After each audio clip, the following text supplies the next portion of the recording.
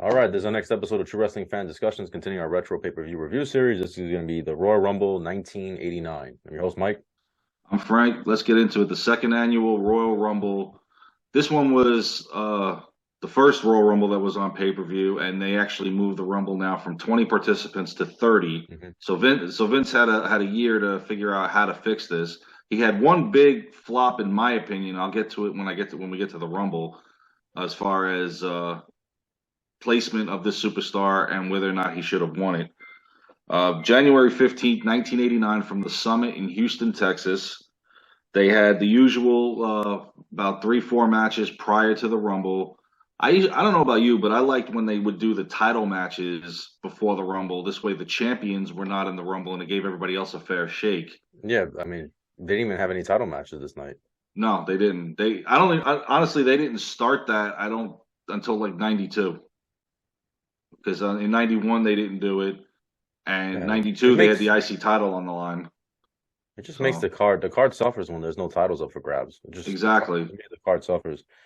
At least you got Jesse Body Ventura back, of course, and you have Gorilla, Gorilla right? Monsoon, yes, Gorilla, the famous commentary team. duo. Yeah. Yes, So we there's did. this is still an early Royal Rumble, so they're still fine tuning it. Yeah, I mean they had a good crowd for this too. Roughly 19,000 on hand to witness this. The opening match was a famous 2 out of 3 falls match. It was a 6-man tag team match. It was the Hart Foundation and Hacksaw Jim Duggan versus the Fabulous Rougeos and Dino Bravo. And this match wasn't bad. I liked it. You know, No, yeah. The Hart Foundation got a good pop when they came out too, and yes, they Hacksaw did. obviously. Oh yeah, always. And this was always the feuds that never stopped. I don't know if it's just me, but I feel like Hacksaw Jim Duggan feuded with Dino Bravo for like years. Like the whole time he was in WWE with him, and the Felt whole like it. time the Hart Foundation are a tag team. They're feuding with Jimmy The Hart's guys, Rougeaus, yeah, especially the Rougeos. that was a good feud. So, All these guys could wrestle pretty much. So this was a solid match. 2 out of 3 mhm, falls for 6 guys. pretty Interesting. impressive. Yeah, And I mean, it was just under 16 minutes the whole match. yeah. The first fall went to the Rougeos. Obviously, the heel's going to get it. You know, can the baby faces get back in it? Fall number 2, you know, the Hart Foundation and Duggan got it. I love how fall number 3, Duggan finally said to hell with it. Got the 2x4. Referee's not looking. Pops the dude. Hart Foundation and Duggan get the victory. Jesse's going irate about it. And so the Hart Foundation and Jim Duggan get the victory in this one. And like you said, the Hart Foundation got a good pop in this one. This was now, it took some time, but the fans finally adapted to the Harts. When they left Jimmy Hart, they weren't getting the accolades they deserved yet. But by now, they're like the number one, besides Demolition, they're the number one tag team in everybody's eyes. Our next match, you can fall asleep on if you want. It was for the, and I stand corrected. This was they did have a title match, but it wasn't for the men until 1992. This one was for the WWE Women's Championship. Rockin' Robin versus Judy Martin, with Yeah, Sensational Rockin'. Sherry coming into the ring announcing that she is the number one contender to either individual, whoever Hmm. wins. Um, this Before match this, though, was just real quick. Before this, they had Ted DiBiase in the back drawing his number, and Ted. It was funny because like he didn't like whatever he drew, and then he's like yelling to Slickster, "Hey, Slickster, Slickster!" But Slickster's off camera. yeah. Later on, we find out what that conversation was about. Brother, Yeah. we are very happy. But it was a funny little skit. Yeah, how DiBiase managed to get his number. We'll get to Yeah. that later. This match was okay. I mean, you have somebody that's not even hitting their prime versus somebody that saw their prime 20 years ago in Judy Martin. It was a lackluster match, in my opinion. I mean, Rockin' Robin gets the victory, so eventually she'll have a one-on-one match with Sherry later on. But by this point, the women's division in WWE was on its way Pretty out. much. Yeah, pretty much. Yeah, it's over. So So next after this was kind of like what we saw at the Royal Rumble in '88. Instead of a weightlifting record, now we get the super pose down yeah, between the Ultimate Warrior and Ravishing Crew. Go ahead. and I think right before this, they had a Akeem and they had One Man Gang.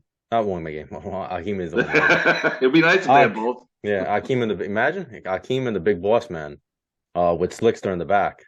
And I think who's interviewing? Was it Mean Gene that was interviewing him saying, Yeah. yeah, what was that with Ted DiBiase? He's like, I haven't seen him. Slick says, I haven't seen him in months.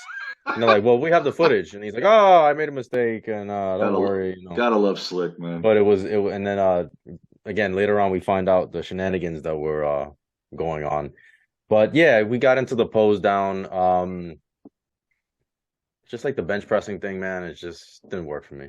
It didn't because okay, if you're going off of crowd reaction to win, just save us the 20 minutes. We know who they're going to go Oh, yeah, for. Warrior. They're gonna go with Warrior. Exactly. Rude was jacked. Rude was, I mean, tremendous shape. He was just leaner than Warrior. Warrior had more mass on him. But I mean, they're both in tremendous shape. Exactly. Warrior got a huge ovation. This is basically just setting up their WrestleMania 5 match. It would have been nice if they actually had a match at the Royal Rumble. I mean, you could have did it again at WrestleMania and again at SummerSlam. Lord knows they've done that with guys before. Yeah, I mean, Bulldog and Warlord fought for a whole year on pay-per-view, so I mean, you could have did it. I mean, nobody cared about that match anyway. Yeah, well, true. I guess they wanted it to be fresh. They kind of wanted to really build towards it, but it was good with Bobby and them posing and obviously these guys on commentary. Jesse on commentary was hilarious. Did you notice though when Warrior's finishing his pose right before he gets attacked? I was just gonna say this. Did you see Bobby sprayed him in the face and Warrior just no-sold it? He didn't. Yeah, he did nothing. Yeah, because it was supposed to blind him. You beat me to it. I was gonna mention that. Yeah, it's supposed to blind him, and I guess he's supposed to go like this. I can't see, and then he gets supposedly attacked. It's baby oil. But I guess Warrior was so into it that he just completely forgets that he's supposed to sell that he got sprayed in the face with the baby oil. Yeah, he just keeps going like it's nothing. Right before, I mean, it's very quick. It happens, pretty quickly. And then Rude attacks him with the that thing that bends. Yeah, the bar. Yeah, and chokes him out or whatever. And good storytelling. And then they got the hell out of Dodge. But then Warrior finally gets up and he snaps and he starts destroying all the officials in the ring. That was great, man. That was great. That was great stuff. So for the purpose of setting up that match, they did their job. Yeah. I just thought on a pay-per-view, you could have done this on a Superstars of Wrestling challenge. Exactly. Like the time they had the because remember, not too long into the future, they had the on Superstars when Earthquake got introduced. Well, Bravo and Warrior are doing the test of strength, and they just pull a guy out of the crowd and stuff. I mean, do stuff like this on there, not on the pay-per-view. But like you said, at least the story telling, the build-up to WrestleMania was good. Oh, definitely. So our next match was for the King of the Ring crown and cape. It was King Haku versus the former King Harley Race. And this is just Harley Race with one foot out the door. Yeah, he's already, I mean, physically, besides the fact he's going to leave, which was probably tied into the shape that he was in. He gets injured. I know he fights Hulk Hogan and he gets some it was a legitimate injury. Mm-hmm. And during that time, Bobby Heenan, I guess, gives the crown to Haku. Yeah. Because they said either way, Bobby Heenan wins. Right. So he's coming back. But I don't even think, I don't remember this. Did he even turn babyface or this is heel versus heel? It was supposed to be babyface versus Harley Haku with Harley Race leaving the Heenan family. It was supposed to be. Yeah. Only the fans didn't care. No. This match, the crowd wasn't even into it. They didn't care. I believe this was it for Harley. After this match was it. Race had deteriorated so much physically. He's already older at this point. All those injuries. I think this is where he retired because other than doing a little stint in Japan, by the time he went back to WCW, he was Vader's manager. Yeah, it was not too long after this, yeah. I mean, the guy wrestled 20 some odd years. Yeah. And of course, Vince did nothing with bringing in a 6-time champion. Lets him fight Hogan, okay. And then I know he's at the end of his career, but still. Yeah, but they don't, like everything else, they don't refer to anything that he had done prior to. Exactly. This is true. Yeah, so. But I mean, this was an okay match. There was there was a couple of botches on Harley Race's behalf. Haku looked good. He's in the prime of his career. Haku gets the victory. Overall, Heenan gets the victory because, like they said, either way, Heenan wins. Mm-hmm. And Haku keeps the crown and cape, at least for now. Right. And this didn't make any sense. You have a separate king, but yet they're doing a King of the Ring tournament at this time on a house show, and they're not really acknowledging that person as the king. No, they went away from that because I think Harley Race became the king by winning the King of the Ring, right? Isn't that how he got the title? Yeah. King Harley race was he won a King of the Ring, I think. Yeah. Yeah, I believe so. And Yeah. then because I know, and I also had one in '88 and '89. Yeah, I do remember, and I don't remember the outcome, but I remember Savage and DiBiase actually came down in the finals of one of those, Yeah. and then Santana, I believe, was in the finals of the '89 Right. one. Yeah. So, but I mean, they still were doing the tournament. They weren't acknowledging them as the king. Right. And then this eventually went away anyway after Savage. Yeah. So, so now after this, we're on to the Royal Rumble, and I like I like the way the Rumble started. You had What the about tag well, how team about the promos? champions. How about the promos before that? Because this All the wrestlers it's cutting, very yeah. yeah, it's really very relevant because Andre cuts his promo how he never lost, and he's talking to the Brainbusters how he'll throw them out if he has to throw them out too. Oh He's yeah, with the the whole Heenan he's with the family family. getting They're into looking it. at Yeah. each other, and then like Arn is whispering something to Tully. Macho Man's doing his promo. I like Hogan's promo. Hogan's such a snake. He starts talking about how he's like, they asked him, what if you have to go against Macho Man? He's like, I thought about that, brother. And, I feel sorry for him if we have to go against each other. And the Hulkamaniacs still call me the real champion. I'm like, what a piece of trash. And this Hmm. and this leads into what happens later on. This But leads into main event. yeah, but like no, I'm saying what happens in the Royal Rumble Oh match yeah, with yeah, yeah. Scumbag Hogan. Yeah. I love But that. we'll get into that. But yeah, like you But said, it was so you can't really blame them though. It's every man for themselves. yeah, it is. But I'm But just at saying, he least didn't have to cut that promo. He didn't have to cut that promo. exactly, Like, and at least keep your buddy in there a little while right. longer. Yeah. Yeah. Then throw him out, Yeah. So, like you said, Axe and Smash started off which which was was very great. cool. And they didn't like hesitate to beat They the went crap right out of after each each other. other. Yeah. They just pounded on each And it was other, a trying to surprise. eliminate each other.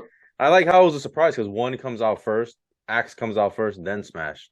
Yep. And it was like, wow, oh my God, these guys, you never see stuff like that. So this was really cool to Yeah, start it I off. like how they set that up. Hmm. And then of course, number three comes out, and they're back to being friends. Is Yeah. Andre now is number three, and Andre didn't fare pretty. He fared pretty well for himself in this. He eliminated three people. Of course, he eliminated himself Yeah. because after he eliminates, I'll get to that in a minute. The person he eliminated comes back, and he jumps out of the ring. Obviously, it's Jake the Snake Roberts with the Yeah. snake. Number four, who came in, it was Mr. Perfect. He had one elimination in this. He looked pretty good. Five was Rugged Ronnie Garvin. Six, Greg the Hammer Valentine. Of course, they've got their little thing going. Yeah. Seven was Jake the Snake. Eight, Outlaw Ron Bass. I like how Nine. Jake, Go ahead. not to cut you off, I'm sorry. No, go ahead. I like how as soon as Jake came in there, he went right after. I mean, he busted his ass too, getting in the ring, and Yeah. then he went after Andre. That's what I liked about the Royal Rumble. Like, if there were feuds, like you'd get to see the guys that are in current feuds go They at always it would make sure in the Rumble. that Yeah, yeah, they would give at that a to the certain fans. point, So, that guy came in, yeah, which and was here we cool. go. Yeah, yeah, That I was telling my son last night, we were watching one of them. I said it didn't matter if this was 10 years later. If Santana and Martel were in the Rumble, yeah. they'll go and beat the crap out of All each right, other yeah, over a feud from '89. I mean, yeah, it's just awesome that way. yeah, yeah, Number nine came in, and Shawn Michaels. He had what I would call a half elimination. He assisted in eliminating people. Butch was number 10. He rounded out the top 10. He also had a half elimination. Number 11 comes in. It's Honky Tonk Man making his first appearance in the Rumble. So this is where it started. The ring at this point was filling up. Then you had Santana at 12, Bad News Brown at 13. All these guys had a half elimination because they were all teaming together. yeah. Marty Jannetty came in at 14. And then comes in, and this is where I don't agree with it. At number 15, you had the WWE champion, Macho Man Randy Savage. Who comes in? It was, I know. Why is he in the Royal Rumble? I get it, but remember, this is early Royal Rumble. Well, no, if he's in the Rumble, that's fine, but at least give him a higher number and have respect for him in the title. I mean, he's just coming in like a regular. I'll use the word jabroni. Yeah, but it's supposed to be at random, so it's like, wow, Macho Man got 15 and he's the champion. So I understand the thought process. It was cool how Macho Man came in and he didn't even take his sunglasses or bandana off. He just went right after Bad News Brown. Yep, because they're feuding at this point. So that was cool to see Macho Man just come in like a house of fire. Oh, I loved how he did that in every Rumble he was in. He would come in and just he did that with Jake. He did that with Repo Man. I mean, he just house of fire. He come in and just try to kick your ass. So after Randy Savage, now you've got 16 and 17 with the Brainbusters. And Macho Man had 2 eliminations in this. He had one by himself, 2 half eliminations, and that was both with Arn Anderson. And then here comes number 18, your friend, Hulk Hogan. He at this point has the record for the Rumble. He had 9.5 eliminations because he chucked everybody out, including his buddy. Well, he saves Macho Man initially though. Macho Man's about to get thrown out. And do you notice that once Hogan was in jeopardy, Savage looked and went to the other end of the ring? You cannot. Okay, you guys are the mega powers. I get it. This is the one time I can't bash Hogan because it is every man for themselves. Now, would I have kept Savage in the ring longer? But it's only one way with Hogan because he gets angry at. I mean, we're going forward to '92, but when Sid tosses him out, he gets angry. Oh, it happens here too. Every man for himself, big boy. Big boy. Yeah, so it happens here too. Hogan's one way. When Hogan got eliminated, he made sure he took Boss Man with him. Yeah. So he did the same thing that he did to Sid. Yeah. He was a crybaby about it. He couldn't just leave it alone, which is what I didn't like about him. But in any event, Hogan eliminates the Brainbusters. He eliminates Savage. Savage comes in irate as can be. How he eliminated Savage was was about to get tossed out. It was Arn, right? I think Arn was about to toss him out. So they're both kind of falling over. So Hogan just lifts up Arn, but when he does that, Macho Man falls out. So I think he did it on purpose. Personally, I think he was. Oh, I think so too. Hell with Macho Man. Exactly. And like you just said, Macho Man, immediately runs right back into the ring. And then Elizabeth is getting in between them. They're trying to at this point now Hogan's the only one in the ring because the next few that had come in, they all got eliminated was Luke, Coco, and the record, by the way. Let me just mention that. Warlord set the 2-second record here before all that happened. Warlord came in the ring and Hogan clotheslined him right out. And that stayed until Santino. Yeah, I like when Jesse Ventura was like Hogan only cares about himself, and he would clothesline Elizabeth. It's fact. He would clothesline Elizabeth if it meant winning the Royal Rumble. Jesse was great, man. He was just that had me laughing. He was still on Savage's side. He never badmouthed Savage. Yeah, throughout the whole time. Yeah. So now they make up, they shake hands, like he squashed the beast. Whatever. For now. Savage, you can read Savage's lips going, "I'm sorry, I'm hot headed, blah blah blah." But it was building. If I was Savage, I'd smack him in the face and take a hike. I mean, come on. They did the WWE champion wrong. I'm not saying Savage should have won the Rumble, although it would have been nice. I'm just saying I think his time in there, since he's the top dog, should have been longer. That's what I'm saying. Because I mean, Hogan goes in as champion in the next year. He's got his time in there. Yeah, but remember from a storytelling perspective, it's setting up the tension between Hogan and Macho. A little later in the thing would have been nice. That's all I'm saying. Yeah. I mean, no, you come in at number 15, Hogan's 18. You're out before number 22. No, I agree. I agree. And as we get later into this Rumble, I'll explain why I think it actually suffered because of something similar to that.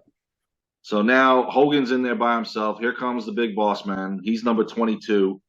And funny enough, number 23 is Akeem. Yep, so now Hogan's in a world of shit. And they eliminate Hogan. Of course, Hogan, playing the crybaby like he will, grabs Boss Man and takes him out of the ring. And Jesse was like, is that even legal? Because that's kind of like the first time that's happened for a Rumble. Mm-hmm. And the referees say it's legit. So now Boss Man's out of there. See you. So, and what's funny is right before, I think it was right before Hogan got eliminated, Beefcake was number 24. And he came down trying to rescue, the huckster here. And he was getting his clock cleaned. Number 25, well, unfortunately, was the Red Rooster. So we're not getting any help to get Akeem out of here.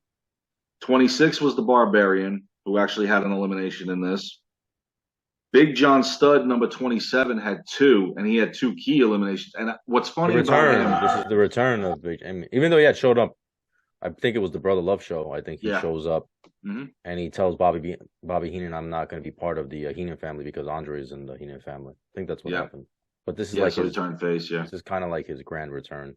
His one and done. This is what I didn't understand. And we've talked about this. He wins the Rumble, but then the next pay-per-view, he's the special guest referee. Now you think they're going to build up for SummerSlam, Andre and Studd. and that's it. We're done. Yeah, so from what I've heard a couple different versions of the story. I've heard that they found out that Big John Studd had a heart condition, and that's why they didn't have that match. Then I also heard that Andre just hated him and really Yeah, didn't in want to real work life, with they him. despised each other.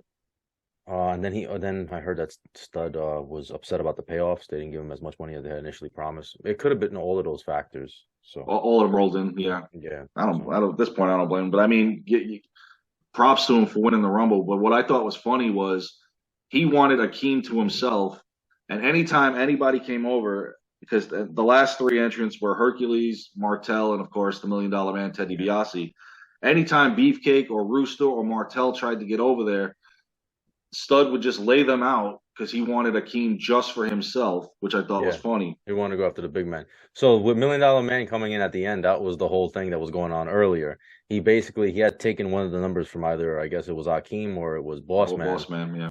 and he had switched places. And that's why he had paid off Slickster to get the last entry, which was actually really funny. I think they end up not allowing that ever again or something. I think there's some mention later on, The right? following Rumble, they had security present, Right. especially when they said when DiBiase drew his number, Yeah, and so he drew number one the right. following year, Yeah. Just and as he was like irate about it. punishment. Yeah.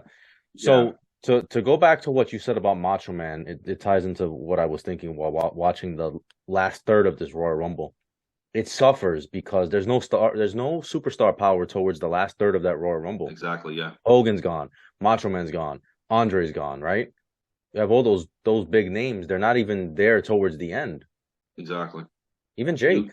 you I had mean, all you had was like I said, Stud, Hercules, Martel, DiBiase's pretty much the DiBiase's biggest the name you only got. one. Yeah, DiBiase's like the only one that you can make the argument that he was a superstar, top heel. And I would have even given the Rumble to him. Could say you can have gone on to say He that should have. he bought the Rumble. He should have. He should have won. He I should have believe won. so. But I think what happened was they had initial plans to do something with Stud, and then like we mentioned, whatever happened happened. Yeah. So I think that this Royal Rumble suffers because of that. So I thought it was okay as a pay-per-view. Um, it was all right. It wasn't terrible. Well, if they had the stipulation in this that the winner gets a title shot at WrestleMania 5, you best believe all the main eventers, including the Chumpster, would have been in there at the end if they had this stipulation at Yeah, that but point. But they don't because come they until later didn't, on. Yeah. yeah, because they didn't, then you have the second tier guys Yeah, finishing for it the out. pizza, yeah. And it just felt like it didn't at that point. It's like you kind of don't care who wins the Rumble at that point to a degree. Well, Not interesting. It's not. the one good thing I liked was that Akeem, for the second year in a row, was in the Final Four. I know it doesn't say much, Well, not really. but I mean, he was the only guy to do it twice in a row. I mean, I'm trying to give the guy something. Yeah, It ain't much. yeah, Hercules and Martel were the other two in the Final Four. So, but I mean, they weren't going to do anything with either one of them guys. right. Yeah, And by that point, you see Stud, and you pretty much okay, he's going to win it. yeah. So I mean, that was okay. It wasn't bad. It wasn't terrible. No, it's still a work in progress as they move Hmm. forward. Of Yeah, course, when we get to 1990, woo, man, fireworks. definitely. Yeah. All right. So you guys let us know what you think about this pay-per-view. Please like, comment, share, subscribe, and we'll see you guys soon. Take care.